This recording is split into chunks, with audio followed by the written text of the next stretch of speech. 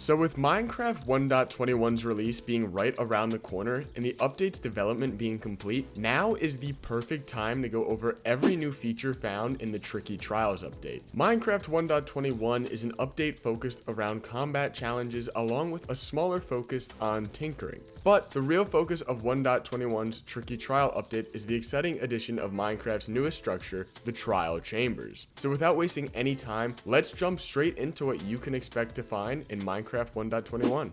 Let's start off by discussing by far the biggest feature as well as the center point of the update, the Trial Chambers. This is a new structure found underground, tending to be between Y levels -15 and -45, although these numbers can vary. The Trial Chamber is a collection of different rooms that you as a player go through in hopes of finding new exclusive loot. The trials consist of a new form of spawner called the Trial Spawner, which spawns a certain amount of mobs dependent on the number of players taking on the trial. Once all the mobs are killed, the Trial Spawner will spit out a bit of loot with the potential to drop a trial key, which can be used to open the trial vaults. These vaults are also found placed around the trial chamber and can contain loot specifically unique to the trial chamber itself. But you can also find your basic loot like diamonds, emeralds, potions, enchanted books, etc. One of the vault's most interesting properties is that it rewards every player who unlocks it, not just the first player. So new players in your world can loot already explored trial chambers if they have keys. This, however, doesn't work for the same person, so they cannot be farmed. As for the mobs you'll be facing in the trial chambers, well, they consist of the baby zombie, the cave spider, the husk, silverfish, skeletons, slime, spiders, strays, zombies, and then two new mobs being the bogged and the breeze. The breeze is definitely the more interesting mob of the two, being a new take on the blaze. The breeze is a wind-based mob, as inferred by its name, that jumps up super high and all around the chambers, making it hard to attack, as well as shooting out wind charges that send the player flying up or backwards. The wind charges it shoots out may also activate different traps in the trial chambers, which is really cool, making it interactive with the actual chambers itself. Now, the breeze is unique to the trial chamber and is honestly one of the coolest mobs we've seen added in a long time, giving a very unique combat experience compared to other mobs. Upon killing a breeze, it can drop the breeze rod, which is used to craft either the mace, which will be discussed later in the video, and then wind charges. The wind charges are super fun as you can either throw them to send enemies flying back or off mountains, and you can also use them on yourself to send yourself flying forward or upwards, or to prevent fall damage right before you reach the ground. These are super fun when combined with the new weapon, the mace, and are already being used to create some sick parkour maps. I love additions that tap into Minecraft's magical side, and this is a great wacky feature that I think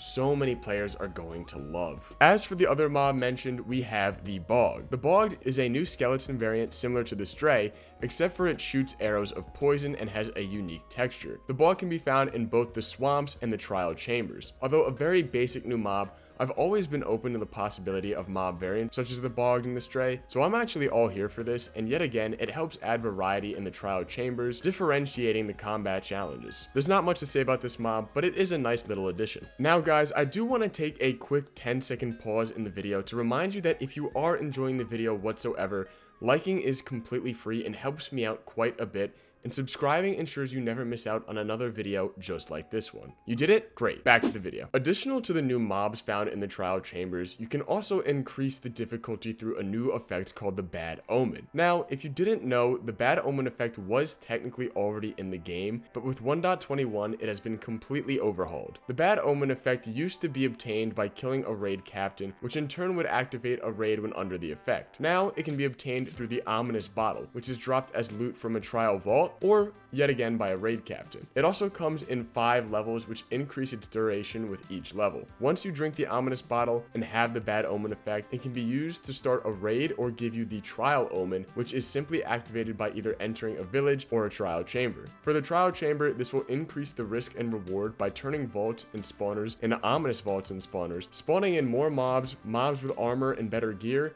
and mobs with potion effects such as spawning cobwebs when killed or sending out a wind burst once killed. Now, the reason you would want to take on an ominous trial chamber is because it gives you the chance to obtain ominous keys. Ominous keys can be used to open ominous vaults, which contain better loot, such as a small chance for a trident or the heavy core, the other component for crafting the mace. Now that we know how to get the components for the mace, let's actually talk about it. So the mace is Minecraft's newest weapon since the crossbow, which was added all the way back in the Village and Pillage update, and let's just say it did not disappoint. The mace is crafted by placing a heavy core found in the ominous vaults on top of a breeze rod. Seems simple, right? Well, it is. The only problem is heavy cores are incredibly rare, making it an endgame focused weapon unless you get very lucky with your first few trial chambers. The mace itself is a weapon meant to be used from height, dealing only about 5 damage when used like a sword. However, the mace has a falling attack that is created by falling 2 or more blocks. This is called the smash attack. A successful smash attack deals 4 extra damage for each of the first 3 blocks fallen, and an extra 2 hearts for the next 5 blocks fallen, and everything after that is a half a heart. This may be confusing to understand, but in simple terms, the mace is supposed to be used from height to gain momentum for a large smash attack,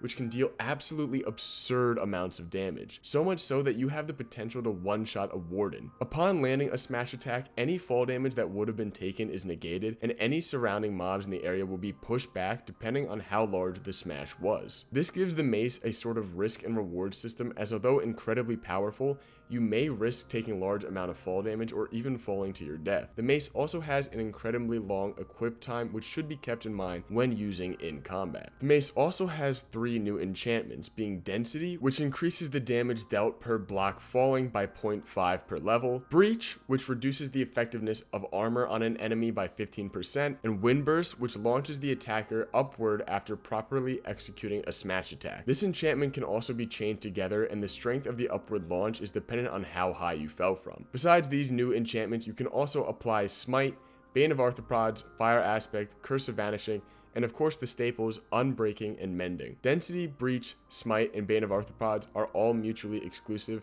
and from personal research, I'm gonna recommend using Density. The mace is a weapon that is heavily situation based, as you're not always gonna have the height to use on an enemy, but I personally believe this is one of the best features introduced to Minecraft in a long time, being so fun to use, and is absolutely awesome for switching up the flow of Minecraft's combat. I think Mojang did a really great job with the mace, and I really hope we see more features like this in the future. Those are a majority of the features you're going to be finding in the trial chambers. Outside of that, we have a couple of newly introduced features focused more on Minecraft's tinkering side rather than its combat side. I do have to mention though that although these are more on Minecraft's tinkering side, a lot of them can still be found in the trial chambers, whether it just spawns there or it's vault loot. Along with the trial chambers, Minecraft has received 4 new potions, all of which can be used to create tipped arrows and lingering potions. First is the potion of infestation, which causes a mob to have a 5% chance to spawn 1 to 3 silverfish when hurt. The potion of oozing, spawning 2 medium slimes when the mob dies. The potion of weaving, spawning cobwebs upon a mob's death. And last but not least, the potion of wind charging,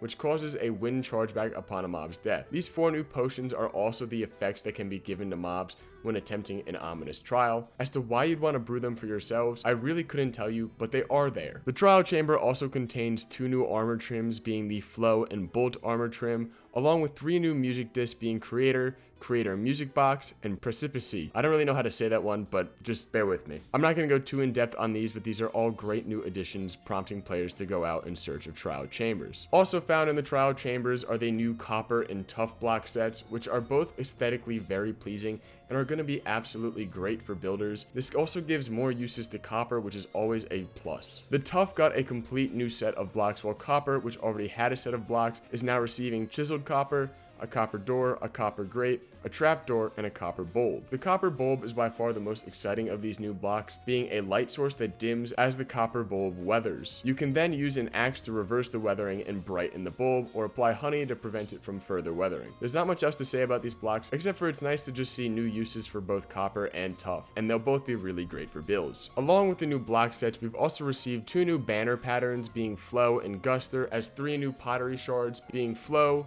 Guster, and Scrape. In addition to these, we have also received 20 new paintings, which was a huge surprise when first announced, and these are honestly super exciting as I have wanted new paintings forever. Now that we've discussed the aesthetic blocks though, let's talk about the new functional block. Now the one new redstone feature added in 1.21 is something players of the redstone community have been begging for literally ages to be introduced. This is the crafter, a new automatic crafting table. The crafting table can be assigned a recipe, and when given the proper materials will create the item. Personally, I've never been huge on redstone, and I'm not the most knowledgeable on this topic, but I'm very aware of how game-changing the crafter is. The crafter will take redstone farms to a whole new level, and I'm sure we're gonna see some crazy automatic farms in the near future. I would say a lot more about the crafter as it is absolutely game-changing, but I am gonna save this for the redstone fanatics out there. So those are all the major features coming in 1.21, and I can say that Minecraft 1.21 has actually added quite a bit of new content to explore, and I am really excited to dive into my survival world in search of the trial chambers and the loot found within. I personally think 1.21 is a huge step in the right direction for Minecraft when compared to the last few updates, and although when first announced I was definitely really hesitant about the update, I am now completely sold. But hey, that is just my opinion. Let me know what you think about 1.21.